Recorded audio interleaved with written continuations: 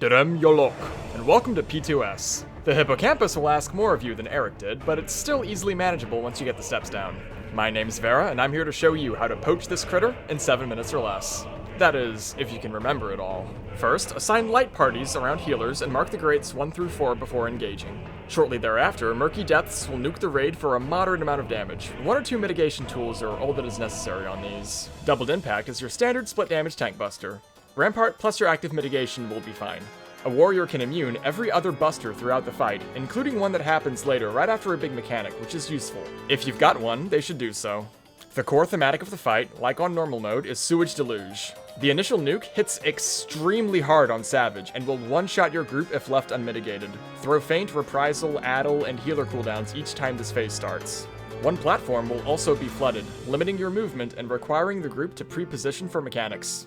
You'll be hanging out at the opposite platform to avoid being cornered. We'll call it home. The first thing I'm going to say about Cataract is to completely ignore the body. As long as you are on the platform's grate, it cannot hit you. Watch only the head, which now has 2 variants. Spoken will spit on half of the room in front of it, whereas Winged will spit behind it. What it does is completely random. Sometimes you'll need to move, sometimes not. Melee should tilt their camera straight down every now and then to make sure they aren't in the danger zone. Be very careful with any dash abilities you have here. They will move you forward and you will get hit if you're careless. If you had to move, you can stay where you are for Coherence. This will put down a tether, which needs to be picked up by a tank and taken as far away from the group as possible.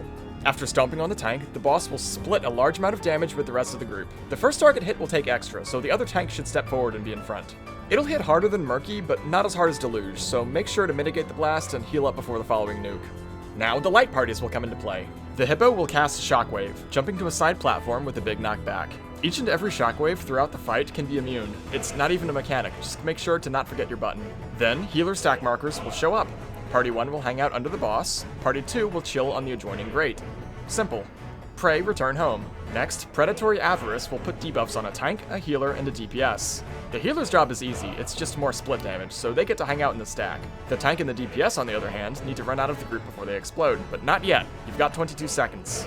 Say, "I have the debuff," out loud to yourself to make sure you don't forget. In that time, the boss will do another Cataract. Move if necessary. Wait for the blast, then take your buffs out. The tank will go left, DPS right, like so. This will conclude Deluge 1. Now you'll all get arrows under yourselves. If you did Emerald Weapon, it's the same deal. You'll get stunned and yeeted in that direction. But if somebody doesn't crash into you from the opposite direction, you will die. If the 2 of you are too close together, you also die. This one's easy. Just arrange them on the outer edge of the grates like so, but don't worry, it'll be harder next time. There's just a stack buster and a raid nuke before it's time for Deluge 2. Don't forget to mitigate it. The Hippo will immediately shockwave, but will not do any stack markers this time, so just immune it and hang out on the grate right here. Alright, here comes his signature move. You'll see this called Limit Cut in Party Finder, after the Alexander Ultimate mechanic. Triangles and squares will go out on everybody, numbered 1 through 4. Triangles are easy, just match them with the markers on the grates. The head will just go stomping around on you in order, doing AoE damage.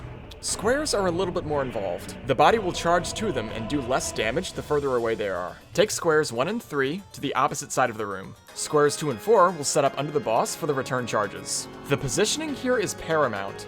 Players 3 and 4 need to be on the very edge of the platform, with 1 and 2 being just barely in front of them. The damage fall-off is absolutely huge. Even being on the corner of the grate will do like 80,000 damage and easily one-hit you.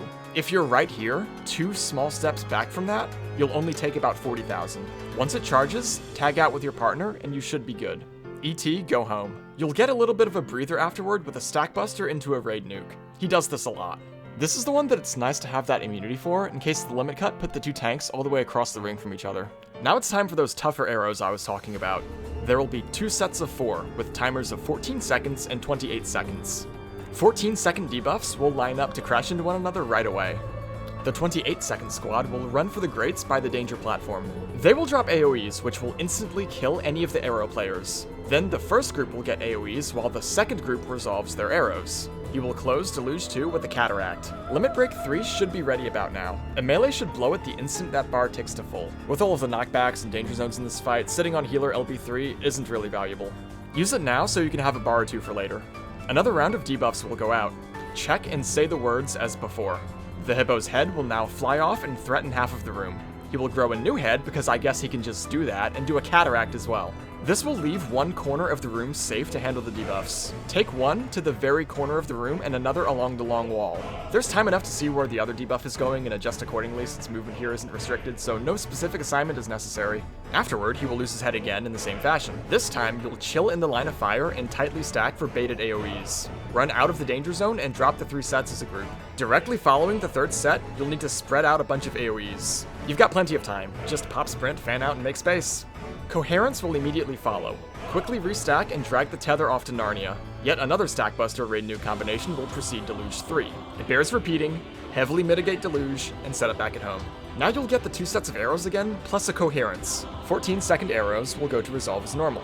The 28-second arrows must stay put for the Coherence. There will be no AoEs this time. Whichever tank gets a 28-second arrow must take the tether away. Everyone else must rush back to the stack the second their arrows resolve, where they will take a ton more damage. Healers need to be on point here and prepare massive burst healing to avoid deaths. Dump all available mitigation on this combination. Use all the things, get everyone out alive. If you hit LB3 fast enough, you'll have LB1 here. If you're good on Enrage, boss being at 15% or so, consider using tank LB1 right before arrows trigger to ensure survival. If it stops even one person from dying, then it was well worth it. The extra 20% will help out a lot. This is up to you and depends on how much you trust your healers. I would definitely suggest it for Party Finder progression. Farm parties, maybe not so much. That was the last sticking point of the fight. From here, it's smooth sailing. Its head will fly off one last time before you get another round of baited circles. Start in front of the head like last time to give yourselves plenty of room to run. He'll do a shockwave with light party sacks again, exactly as before. And to wrap it all up, you'll just get a buster and 2 raid wides before the enrage. If you trusted your healers, LB2 should fill up before the end. Bring it down, bring it down, bring it down. It's going down, boys! It's going down! Woo! I hope that was helpful, and thanks for watching. Here's a cheat sheet for easy reference. Like, comment, subscribe. The bird is up next, and it might be a little while for the next guide. Birds are assholes. It's a gigantic spike in difficulty, but we'll get there in the end. May you be blessed. See ya.